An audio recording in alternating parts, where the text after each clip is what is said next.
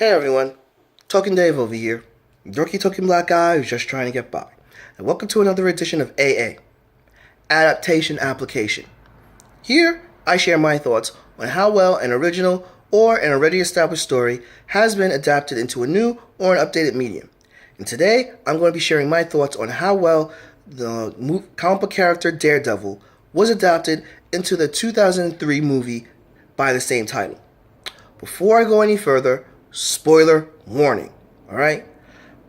If you have not seen the 2003 Daredevil movie, stop this video right now because I will be giving away important plot details and occurrences that happened in the movie, alright? So if you are sensitive and care about spoilers, stop right now. You have been warned. Okay, so pretty much 2003 was basically the continuation of the comic book superhero movie boom and resurgence in the movies. And around this time, it was clear fans and general audiences wanted higher quality when it comes to superhero-based movies from comic book characters, as well as good representations of the characters. How well does Daredevil, the 2003 movie, mesh up? Well, I'm going to be focusing on how well the characters were adopted, and I'm going to be focusing on the plot that they've used from the comics to adopt into this movie. But before I go any further, what is this movie about? Well, pretty much I gave it away in my I explained the plot in my Daredevil review, and if you don't know by now what the plot to Daredevil is, I would suggest that you actually watch my review and I'll put the link down below. So with that out the way, let's go into the characters. Now, I have to say this. I liked Ben Affleck as Daredevil. I really think Ben Affleck gets a lot of flack for his portrayal of Daredevil, and unjustly so, because he pretty much hit it on the nail with Daredevil, with one exception. One exception. They made Daredevil way too brooding in this movie. Now, that's not Ben Affleck's fault. I really think that's the director's direction, alright?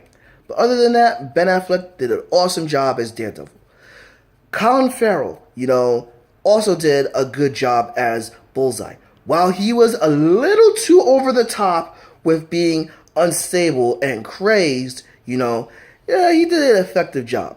Now, Bullseye is crazed and obsessive compulsive and a little bit whacked, but you really get that sense only if you directly encounter Bullseye when it comes to either hand-to-hand combat or if you're a target of his. So, but while Colin Farrell did a little too much, you can get it. He's a capable enough of an actor that, I didn't mind it so much. And Michael Clarke Duncan as Kingpin nailed it, Now, I know in my last video I mispronounced his name. I said Michael Duncan Clark, where it should be Michael Clarke Duncan. Thanks, Movie Wolf, for correcting me on that, by the way. Anywho, Michael Clarke Duncan nailed Kingpin. He was both physically intimidating, right, and as well as basically, very cunning with what he was doing. The only problem that I have with Kingpin is his master plan sucked because they didn't even really give him much of a master plan. You didn't even really know what corruption he was involved with. But neither here or there, good job on that part. Where the comic book characters and the adoptions fail is with Foggy Nelson and Elektra. Elektra is a smoking hot supermodel that, has a lot of psychological problems and is a very damaged person. She's a very toxic individual. And her relationship with Matt Murdock, aka Daredevil, is a reflection of that. While they both very much love each other, Elektra, has this very dangerous, on the edge, short fuse that could possibly snap any second, Now, Granted, in this movie, they just made her out to be a prissy, whiny, materialistic, yuppie. Now, granted, Elektra is used to the finer things in life, being the daughter of an ambassador and being very well traveled. However, she has this dangerous, playful edge that is very dangerous and very deadly. And Jennifer Gardner did a terrible job adapting this. Now, Jennifer Gardner is hot, don't get me wrong. Well, not hot. She is cute, don't get me wrong. And she was a capable martial artist as displayed in Alias, which is the reason why she got this role. But the way that she pulled it off was not close to the comic book character at all. And the only reason, she ended up going somewhat crazy was when her father got killed. And even at that, she didn't, really, display that, deep, seething, unpredictable, explosive, irrational hatred, That's what you're supposed to get from Elektra, and you didn't get that. Why does Jon Favreau always play his characters with a comedic edge? Now, granted, Foggy gets himself into some funny things happen to Foggy here and there, but Foggy is not a bumbling idiot, nor is he a ethically compromised person. Foggy, now, granted, Foggy is more grounded in reality, and he does want to get clients that, have decent money, so that they could bring in financial gain, because Nelson and Murdoch, basically, they're small, and they're small firm, and they're usually having financial troubles, but Foggy Nelson, would not go out of his way just to, be hired or represent anyone for a paycheck. And Foggy Nelson is not a douchebag, Some of the pranks he tries to play on Matt Murdock is just appalling. And, Foggy is not like that. And Jon Favreau made Foggy a bit of a creeper. Ugh. So, despite those two major character flaws, pretty much I give the character representations a pass. Alright? Now, the major stories they're supposed to be adopting in this movie are the fall of the Kingpin and I'll just say the death of Elektra, right? Now, fall of the Kingpin is just bullshit, alright? I'll confess. Now, the thing is, fall of the Kingpin is really much the aftermath of basically everything that occurred in the Born Again storyline, which is a storyline they're going to have for Daredevil Season 3, and I'll be talking about the TV series in the future, guys. In the near future, so hang on to your butts with that.